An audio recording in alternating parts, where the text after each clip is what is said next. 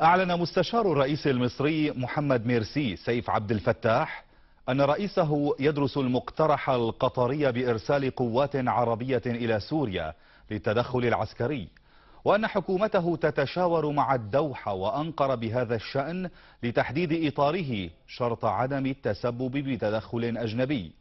سيف اسم كبير على سكين مطبخ عندما يكون الفتاح حمد ويكون هو عبد الفتاح، لأن سكين مطبخ حمد ينفع لتقشير البصل ولا يقطع باللحم السوري. سيميرسي يهذي بالتأكيد وحرارته مرتفعة. مردود لك يا سيميرسي كلامك عن التدخل الأجنبي، فأصحابه يحجمون عنه خوفا لا كرما ولا إكراما لكم أيتام الأطلسي. إذا سيميرسي، سوريا لا تريد حرصك لمنع التدخل الأجنبي، فهي تتكفل به.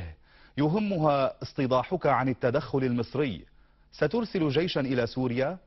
صحيح ما قاله مستشارك سكين مطبخ حمد؟ إذا صحيح ما قرأناه أن حمد طلب منك إرسال 100,000 جندي إلى الأردن مقابل المليارين الوديعة، وأن المشير طنطاوي بعد اجتماعه بحمد أبلغكما الرفض لأن الجيش فقد القدرة على خوض الحروب فكانت الإقالة. صحيح سيميرسي؟ إن لم يكن صحيحا فلماذا لا تتنمر وترسل الجيش لفك الحصار عن غزة؟ فهناك أيضا نصرة للإخوان. لماذا لا يا سيميرسي لا تسأل نفسك وقد صرت رئيسا لمصر كيف ترضى الشهامة والرجولة ولا نقول الوطنية والقومية ونتحدث عن إلغاء كامب ديفيد؟ فنحن نعرف أنها قرارات تحتاج لعزيمة كعزيمة بطل تأميم القناة جمال عبد الناصر، وليس مؤامرات من حاولوا قتله. نسألك عن الشهامة والرجولة لأن غزة والقدس وقعتا تحت الاحتلال وهما عهدة أردنية ومصرية، فهل تقوم مصالحة بين عشيرتين وليس سلام بين دولتين دون استعادة أمانات الغير؟ فكيف إذا كانت الأمانة غزة والقدس؟ أسئلة عن النخوة ربما لا تشبه سكين مطبخ حمد، لكنها تشبه شعب مصر وجيشها اللذين تشارك معهما السوريون في كل إنجاز عربي إسلامي منذ فتح القدس واستردادها من يد الفرنجة إلى حرب تشرين المجيدة التي تناسيت الاحتفال بها مراعاة لخاطر حليفك نتنياهو.